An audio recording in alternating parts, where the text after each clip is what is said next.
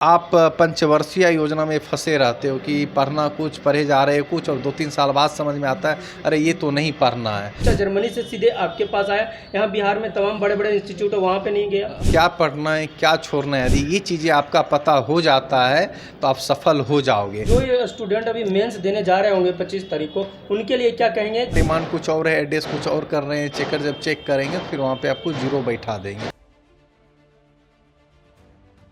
और नमस्कार दोस्तों, मैं हूं सनी संतोष। आप देख रहे हैं लाइव लॉन्ग न्यूज। आज हमारी मौजूदगी GS hub civil service classes में है। GS hub civil service classes यहां पे बीपीएससी जो मेंस का एग्ज़ाम हो रहा है 25 तारीख को, उसको लेकर यहां पर आंसर राइटिंग टेस्ट करवा रहे हैं। हमारे बीच अभी हैं बातचीत करने के लिए रितेश आनंद सर, जो फाउंडर हैं GS hub civil service classes के। चलिए हम उन्हीं सर से बातचीत करने की कोशिश करेंगे कि ये जो टेस्ट है कितना स्टूडेंट के हित में रहेगा और तमाम मुद्दों पर हम इनसे कुछ बातचीत करेंगे। सर नमस्कार। नमस्कार, आपको भी बहुत बहुत धन्यवाद यहाँ आए हैं और स्टूडेंट की तमाम चीज़ों को आप दिखा रहे हैं।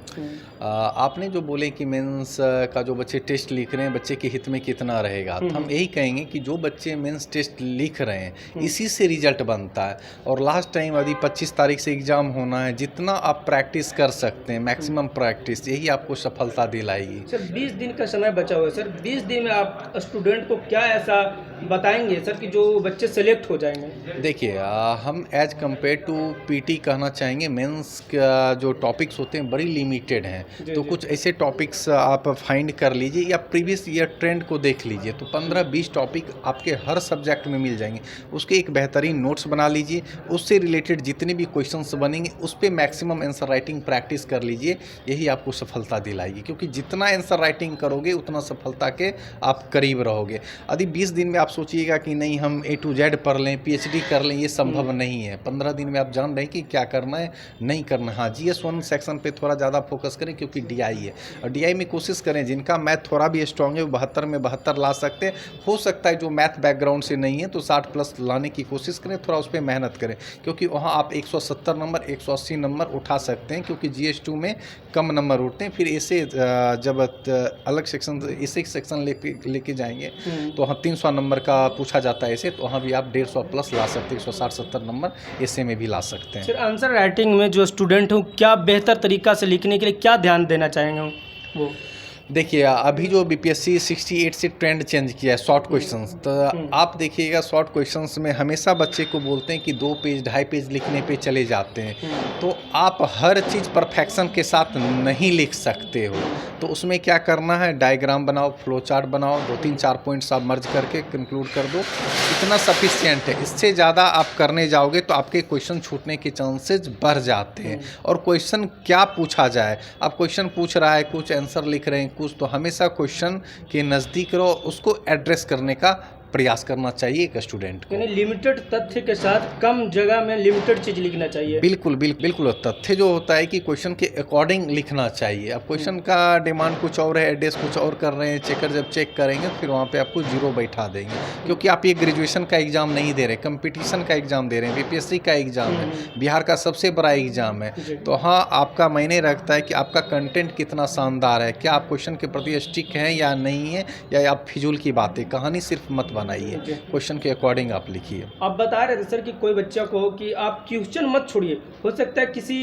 टॉपिक को आप टच कीजिए, उसको कुछ ही भाग लिखिए, बट क्वेश्चन मत छोड़िए, क्योंकि क्वेश्चन में एक क्वेश्चन पे 3 नंबर मिलेगा, बाकी आप ज़्यादा लिखोगे तो आधा नंबर मिलेगा। हाँ, तो देखिए ये चीज़, हाँ एक स्टूडेंट अभी ऐसा पूछे तो आप मानिए कि क्वेश्चन आपका एक छूटता है, आप मानिए कि बहुत आउटस्टैंडिंग लिखें तो आप सोचिएगा 8 में 5 दे दे, 6 दे दे, ऐसा नहीं होता है। आप कितना भी आउटस्टैंडिंग लिखिएगा 3-3.5 नंबर देने के स्कोप रहते हैं, ठीक है। तो क्वेश्चन आपको कंप्लीट करना है, तो हो सकता है आधा नंबर इधर लाने के चक्कर में आपका एक क्वेश्चन छूटा तो आधा नंबर तो बढ़ा, लेकिन नुकसान कितने को हुआ, 3 नंबर का नुकसान हुआ। तो ये आपके निगेटिव पॉइंट्स जा रहे हैं।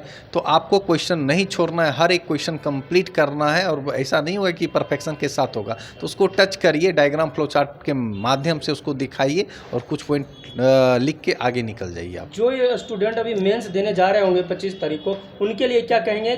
स्टूडेंट जो 25 तारीख से मेंस देने जा रहे हैं, तो आप अपने पे कॉन्फिडेंस रखिए, ठीक है। एक हमेशा मेरा एक स्लोगन है कि जो समय प्राप्त है वही पर्याप्त है। तो बस ये ध्यान देना है कि जो आपने पढ़ा रहा है उसी का मैक्सिमम रिवीजन करिए, उसी के टॉपिक से क्वेश्चन आप बनाइए। यदि क्वेश्चन आप नहीं बना सकते तो नेट पे जाइए, गूगल पे जाइए, आप सर्च मारिए, उस टॉपिक से रिलेटेड बहुत सारे क्वेश्चन मिल जाएंगे, उस पर आंसर राइटिंग करिए। और इतना आपके अंदर बौद्धिकता होनी चाहिए कि आप इतना तो आप जज कर पाओगे कि क्या सही लिख रहे हैं क्या गलत। जब आप लिख के दोबारा पढ़ोगे तो आपको खुद समझ में आ जाएगा, अच्छा ये पॉइंट मुझे एड्रेस नहीं करना चाहिए। या कोई बगल में चेक करने वाला है या आपके कोई सीनियर है तो उससे भी आप चेक करवा सकते हैं। जी, एक बच्चा है कि जर्मनी से आए हैं, क्या आप में खूबी है सर इस GS hub civil service classes है, उसमें क्या खूबियाँ है सर कि वो बच्चा जर्मनी से सीधे आपके पास आया? यहाँ बिहार में तमाम बड़े बड़े इंस्टीट्यूट है, वहाँ पे नहीं गया? देखिए, मैटर ये नहीं करता है कि बच्चे जर्मनी से आए कहाँ से आए। बच्चे के अंदर उत्साह होता है कि हम तो ये मतलब शौक सुन के शौक रह गए कि ठीक है उतनी दूर से आए और मेंस की तैयारी कर रहे हैं यहाँ पे, ठीक है,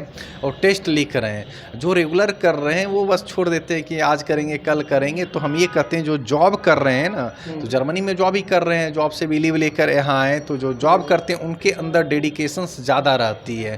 तो जैसे स्टूडेंट से बात करने पे सर 15-20 दिन हम ध्यान दिए थे तो मेरा पीटी निकल गया और 1 महीने का भी टाइम है तो हम मेंस अच्छे से कर रहे हैं। तो उन बच्चे के अंदर बहुत ज़्यादा डेडिकेशंस रहती है और वो बच्चे देखोगे अंतिम रूप से बच्चे अधिकांश आपको सफल होते नज़र आएंगे, ठीक है। इसमें जीएस सब एक मार्गदर्शन का काम करती है, ठीक है, हमसे जुड़े हुए हैं, लेकिन बच्चे के अंदर वो कॉन्फिडेंस, डेडिकेशन, कंटिन्यूटी है, तभी जाके आज वो इस फील्ड में है। सर लिमिटेड समय बचा हुआ, लिमिटेड समय में कोई बच्चा अगर इस वीडियो को देखकर अगर आपसे जुड़ना चाहे, आपके संस्थान में टेस्ट देना चाहे, तो उसके लिए क्या प्रोसेस है?